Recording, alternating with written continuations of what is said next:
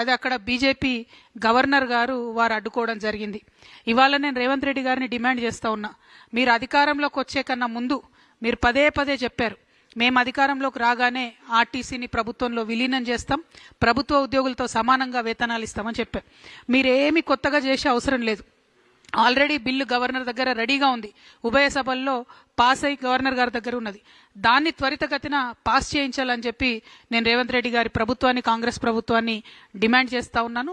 అది జరిగితే తక్షణమే ప్రభుత్వ సంస్థగా ఆర్టీసీ మారిపోతుంది, ఆర్టీసీ ఉద్యోగులందరికీ కూడా లాభం జరుగుతుందని తెలియజేస్తా ఉన్నాను. ప్రభుత్వంలోకి వచ్చిన తర్వాత రేవంత్ రెడ్డి గారు ఒక మాట మాట్లాడారు, ఏంటంటే ఆర్టీసీ నాయకులంటే వారియర్స్, ఆర్టీసీ కార్మికులకు కాలిలో ముళ్ళు గుచ్చుకుంటే నేను నోటితో తీస్తా అని చెప్పి రేవంత్ రెడ్డి గారు చెప్పినటువంటి సందర్భం. కానీ 2.5 సంవత్సరాలు అయింది, వారి గుండెల్లో గాయమవుతున్నా కూడా కాంగ్రెస్ ప్రభుత్వం కనీసం కన్ను తిప్పి కూడా చూడనటువంటి పరిస్థితి ఇవాళ ఆర్టీసీలో ఉన్నది.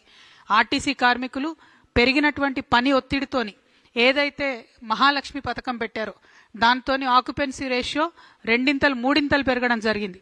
దానితోని పని ఒత్తిడి పెరిగింది. సాధారణంగా 6 నుంచి 8 గంటలు చేస్తేనే లేబర్ చట్టాలు మరి బ్రేక్ ఇవ్వాలని చెప్తారు. కానీ ఆర్టీసీ కార్మికులకు మాత్రం 16 నుంచి 18 గంటలు పని చేపిస్తూ వారి శ్రమను దోచుకుంటున్నది కాంగ్రెస్ ప్రభుత్వం తప్పితే వారిని ఆదుకునేటటువంటి ఆలోచన చేయడం లేదు. ఆ శ్రమ దోపిడీ విధానాన్ని మేము తీవ్రంగా వ్యతిరేకిస్తున్నాం. ఆర్టీసీకి లేబర్ చట్టాలు ఖచ్చితంగా వర్తిస్తాయి, వర్తింపజేయాల్సిందే. మరి ఆర్టీసీలో లేబర్ చట్టాలు లేకుండా, కనీస గౌరవం లేకుండా, కార్మికులకు మర్యాద లేకుండా జరుగుతున్నటువంటి ఈ సందర్భాన్ని మేము తీవ్రంగా వ్యతిరేకిస్తా ఉన్నాం. మరి దుగ్గు రాజేందర్ గారని ఆర్టీసీ నాయకులు అనేక మందిని ఏదైతే ఈ ప్రభుత్వం పోయిన బీఆర్ఎస్ ప్రభుత్వంలో ఇప్పుడు ప్రభుత్వంలో కూడా అన్యాయంగా ఏదైతే కార్మికులను తీసివేయడం జరిగిందో పనిలో నుండి, వారిని తిరిగి పెట్టడం కోసం జాగృతితో కలిపి ఉద్యమాలు చేస్తున్నటువంటి నాయకుడు. మరి వారి నాయకత్వంలో దాదాపు 300 మందికి తిరిగి ఉద్యోగం ఇప్పించుకోగలిగినాం. మేము ఆర్టీసీని డిమాండ్ చేస్తూ ఉన్నాం, మీరు చిన్న చిన్న వాళ్ళ మీద మీ ప్రతాపం చూపిస్తూ మెషిన్లు, టికెట్ ఇష్యూ మెషిన్ పనిచేయకపోతే ఆ ఫాల్ట్ సాఫ్ట్వేర్ ఉంటుంది, మెషిన్ ఉంటుంది, ఆ మెషిన్ కొన్నవాడిది ఉంటుంది. కానీ ఆ కోపం కండక్టర్ మీద చూపించి కండక్టర్ని తీసివేయడం అనేటటువంటిది కరెక్ట్ కాదు. ఇటువంటి చర్యలకి ప్రభుత్వం పాల్పడతా ఉంది. డ్రైవర్లకు కూడా అదే పరిస్థితి. 16 నుంచి 18 గంటలు వర్క్ చేయించి వారిని స్ట్రెస్ చేసి హార్ట్ అటాక్లతో చనిపోతున్నటువంటి కార్మికులను కూడా కనీసం పట్టించుకున్నటువంటి పరిస్థితి ఉన్నది. ఇవన్నీ ఒక ఎత్తు అయితే, మనం చిన్నప్పుడు మీ అందరు గుర్తుండుంటుంది, బస్ బాడీ బిల్డింగ్ యూనిట్ అనేటటువంటిది ఉండేది. ఆ బస్ బాడీ బిల్డింగ్ యూనిట్ని బీఆర్ఎస్ హయాంలోనే ఆ మొత్తం కూడా బస్ బాడీ బిల్డింగ్ని కర్ణాటకలో దవన్గిరి ప్రాంతానికి తరలించడం జరిగింది. అప్పటి నుంచి ఇక్కడ మన దగ్గర ఉండే 2 బస్ బాడీ బిల్డింగ్ యూనిట్లు కూడా మూతపడినటువంటి పరిస్థితి. ఉప్పల్ ఒకటి, మియాపూర్ ఒకటి, 2 కూడా మూతపడినటువంటి పరిస్థితి.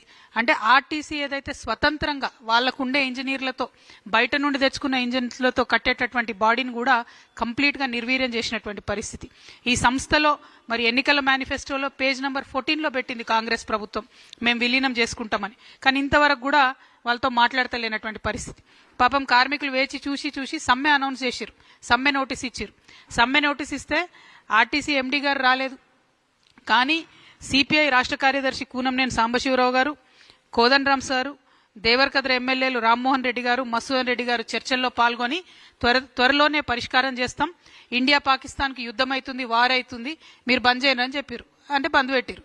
కానీ ఆ తర్వాత ఇప్పటి వరకు ప్రభుత్వం మళ్ళీ వాళ్ళని పిలవలేదు, మాట్లాడలేదు. కార్మికుల సమస్యలు మాత్రం ఎక్కడ వేసిన గొంగళ్ళే అక్కడే అన్నట్టు ఉంది. కాబట్టి తక్షణమే ప్రభుత్వం దీని మీద దృష్టి పెట్టాలని చెప్పి నేను కోరుతా ఉన్నా. ఇక మేము జనం బాటలో తిరిగినా మామూలుగా పొద్దునుండి సాయంత్రం వరకు మాకు మహిళలు ఇంటరాక్ట్ అయ్యేటటువంటి వాళ్ళు చెప్తున్నది ఒకటే మాట, అసలు ఎవరి కోసం పెట్టిండ్రు ఫ్రీ బస్సు, ఎందుకోసం పెట్టిండ్రు, మాకు ఆత్మగౌరవం లేకుండా చేస్తున్నారు, మాకు ఇబ్బంది కలుగుతున్నది, ఈ ఫ్రీ బస్సు పెడితే బస్సుల సంఖ్య పెంచండి అని మహిళలు ఒక పక్క మాట్లాడుతున్నారు. ఇంకొక పక్క వికలాంగులు మరి మాకెందుకు ఫ్రీ ఇవ్వరు ఈ బస్సులో, ఎందుకంటే ఫ్రీ బస్సులు పెట్టి ఓవర్లోడ్ అయిన బస్సులు ఏ ఒక్కటి కూడా బస్ స్టాప్లో ఆగకుండా దూరం ఆగుతున్నాయి, వికలాంగులు ఎవరు కూడా ఎక్కిపోయే పరిస్థితి లేదు, వికలాంగులకు కూడా ఫ్రీ బస్సు ఇవ్వాలని చెప్పి నేను కోరుతా ఉన్నాను. అట్లానే మహిళలకు ఫ్రీ బస్ స్కీము 48 గంటలు అమల్లోకి తీసుకొచ్చామని గొప్పగా చెప్పుకుంటుంది ఈ ప్రభుత్వం. కానీ వారు నేను ప్రశ్నిస్తా ఉన్నా, అసలు మీరు ఆర్టీసీకి ఎంత పేమెంట్ చేసిర్రు? నెలకు 300 కోట్లు ఇస్తామని చెప్పి ఒక ఎస్టిమేట్ చేసి చెప్పిండ్రు ఫస్ట్లో. కానీ ఇప్పుడు ఆక్యుపెన్సీ రేట్ ఎంత పెరిగిందంటే కనీసం 600 కోట్లు నెలకి ఇవ్వాలని చెప్పి కార్మిక సంఘాలన్నీ కూడా డిమాండ్ చేస్తూ ఉన్నాయి. ఆ పేమెంట్ ఎంత చేసిండ్రు, దానికి సంబంధించి వివరాలు ఒక శ్వేతపత్రం ఇవ్వాలని చెప్పి నేను ప్రభుత్వాన్ని డిమాండ్ చేస్తూ ఉన్నా. ఇక బీఆర్ఎస్ ప్రభుత్వంలో ఉన్నప్పుడు జరిగిన అన్యాయం ఏంటంటే 52 రోజులు సమ్మె చేసినా 33 మంది కార్మికులు చనిపోయినా ఆ తర్వాత యూనియన్లు రద్దు చేసిరు తప్పితే ఆ సమ్మెలో జరిగినటువంటి ఏ అంశాల పట్ల కూడా కార్మికుల పట్ల సానుకూలంగా స్పందించలేదు. ఆనాడు యూనియన్లు రద్దు అయితే కాంగ్రెస్ ప్రభుత్వం చెప్పింది మేము రాగానే యూనియన్లు పునరుద్ధరిస్తామని చెప్పి. ఇప్పటి వరకు కూడా యూనియన్స్ లేవు కాబట్టి ఎట్లా పడితే అట్లా ఎంప్లాయీస్ని తీసేస్తున్నా కూడా అడిగేటటువంటి పరిస్థితి లేదు. కాబట్టే ఆర్టీసీ కార్మికులందరూ కలిసి మరి 24వ తారీఖు నాడు చెలో సెక్రటేరియట్ అనేటటువంటి కార్యక్రమం పెట్టిండ్రు. ఆర్టీసీ జేఏసీ ఇచ్చినటువంటి ఆ చెలో సెక్రటేరియట్ అనే కార్యక్రమానికి మేము సంపూర్ణంగా మద్దతు పలుకుతా ఉన్నాం. తెలంగాణ జాగృతి నండని ఈ సందర్భంగా తెలియజేస్తా ఉన్నాం.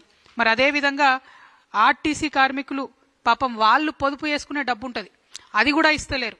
రిటైర్మెంట్ అయినటువంటి వాళ్ళెవరిని కూడా వారికి కూడా ఇంతవరకు బెనిఫిట్స్ ఇస్తలేరు. నిన్న మేము మహిళల కోసం ధర్నా చేద్దామని ప్రజాభవన్కి పోతే అక్కడ ఆర్టీసీ కార్మికులు రిటైర్డ్ ఎంప్లాయీస్ అందరూ వచ్చిర్రు. ఎందుకంటే ప్రభుత్వం నుండి ₹1 కూడా వస్తలేదు, మాకు డబ్బులు ఇవ్వాలని చెప్పి వాళ్ళు అడుగుతూ ఉన్నారు.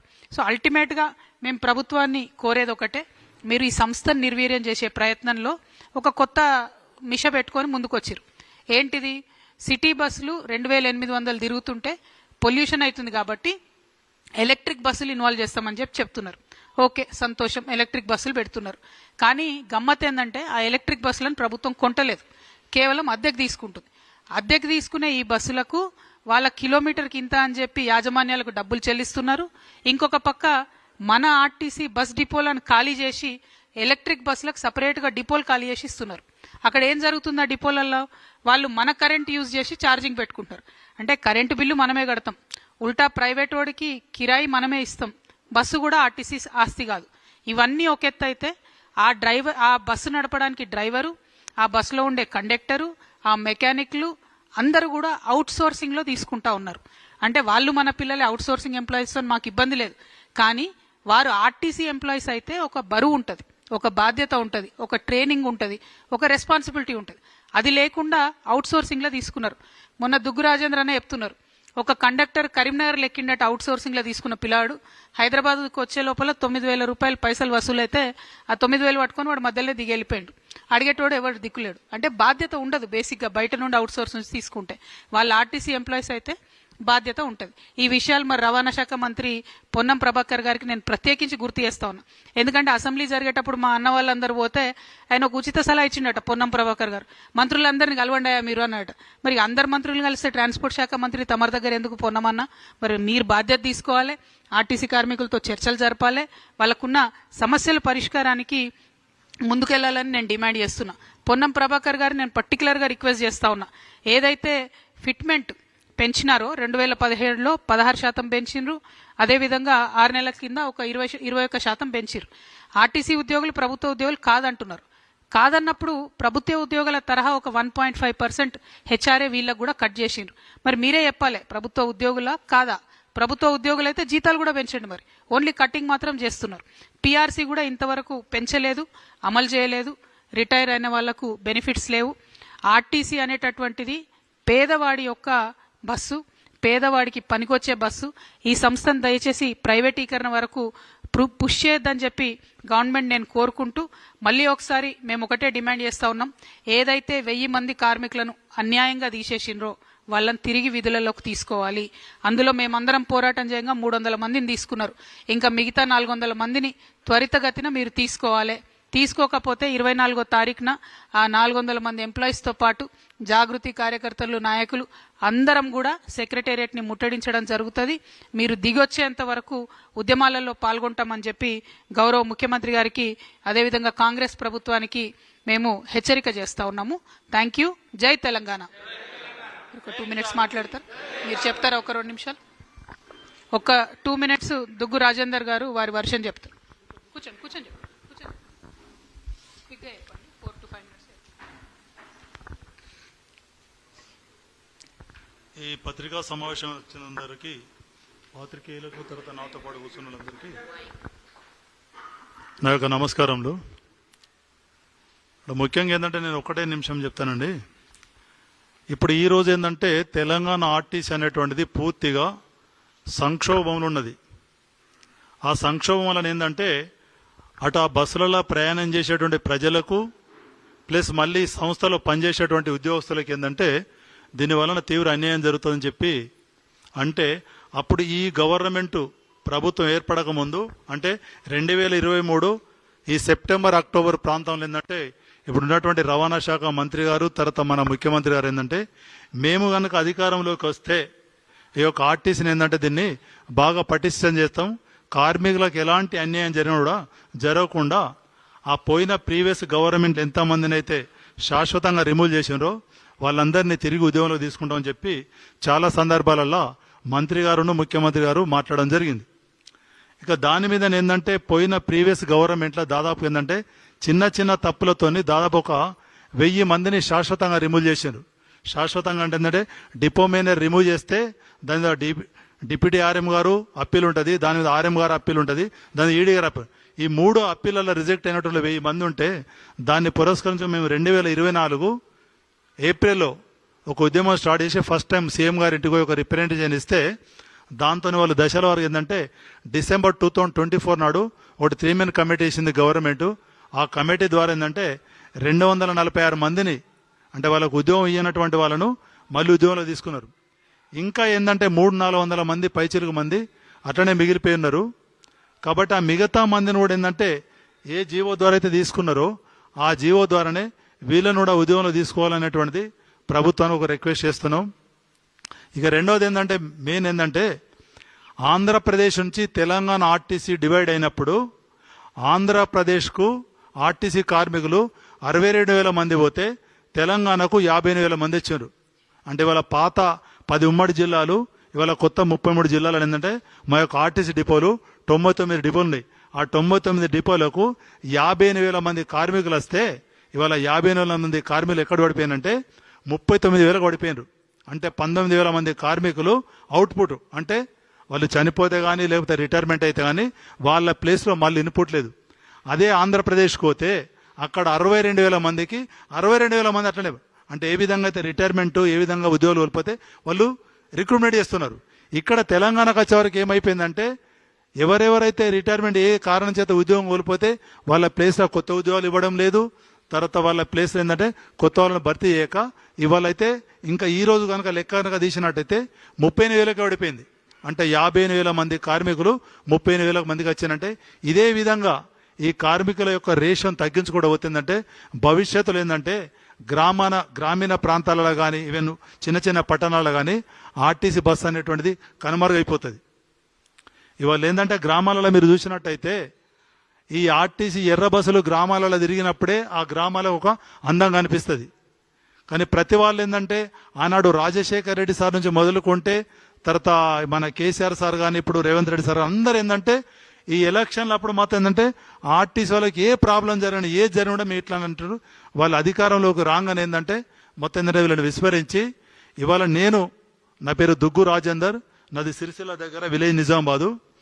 ఈ ఎవరైతే శాశ్వతంగా ఉద్యోగాలు కోల్పోయినరో వీళ్ళని కంపల్సరీ మీరు ఎక్కేయాలా సార్ అని చెప్పి నేను 2024లో ఒకటి ఏంటంటే యూనియన్లకు ఆర్టీసీలో అవకాశం లేదని చెప్పి TGSRTC victims employees welfare association అనే ఒక అసోసియేషన్ స్టార్ట్ చేసి దాన్ని రిజిస్ట్రేషన్ చేసి దాని ద్వారా ఉద్యమం చేస్తే ఏంటంటే పాత ఎండి సార్ అన్నప్పుడు ఎవరు కన్సిడర్ చేయలేదు. ఈ కొత్త ఎండి సార్ వచ్చినాక మీరు ఉద్యమం చేయాల్సిన అవసరం నేను చేస్తా అని చెప్పి 246 మంది ఎక్కారు. ఇప్పుడు నేనేమంటుంటే మేము ఉద్యమం చేస్తే పాత ప్రీవియస్ గవర్నమెంట్ పీరియడ్లో అప్పుడు ఒక ఆర్ఎం కూడా రిమూవ్ చేశారు, డీబీఎంలను రిమూవ్ చేశారు, డిపో మేనర్లు కూడా రిమూవ్ చేశారు. అంటే అది ఇష్టం ఏంటంటే ఫస్ట్ టైం అనమాట. ఈ డిపో మేనర్లు ఏంటంటే వాళ్ళు పై స్థాయి అధికారులు డిపో మేనర్లు డీజిల్ మేనర్ ఆర్ఎంలు వచ్చారు. అయినా కూడా ఏంటంటే వాళ్ళందరినీ మేము ఉద్యమం చేస్తే వాళ్ళందరూ ఇప్పుడు బస్ భవన్లో కానీ హుజరాబాద్లో డిపో మేనర్ ఎక్కారు. అయితే వాళ్ళని తీసుకున్నారని ఈ కింద ఎవరైతే ఉన్నారో ఈ కండక్టర్సు డ్రైవర్సు మెకానికులు ఏంటంటే వాళ్ళకు అవకాశం లేక ఇంకా చాలామంది రోడ్డు మీద చాలామంది వచ్చిండ్రు. ఇక మాకు ఉద్యోగులు రావనేటువంటి ఉద్దేశంతో 27 మంది కార్మికులు చనిపోయినారు. అదొక మెమోరాండం ఏంటంటే నేను డైరెక్ట్ ఎంఈ నాగిరెడ్డి సార్కి ఇచ్చి రిక్వెస్ట్ చేసిన సార్ ఒక్కసారి వీళ్ళకి అవకాశం ఇస్తారు, ఒక్కసారి అవకాశం ఏంటంటే నేను 100% చేస్తానన్నాడు. దానిలో ఏంటంటే ఈ ఎండి సార్ తర్వాత అయితే ఈ సందర్భంగా ఏంటంటే ఈ అన్ని విషయాలు మాట్లాడిన మేడం గారు మాట్లాడారు కాబట్టి ఇప్పుడు ఈ జాగృతి పార్టీ తరఫున కానీ లేకపోతే మీ అందరికి ఒకటి రిక్వెస్ట్ ఏంటంటే ఆర్టీసీ వాళ్ళు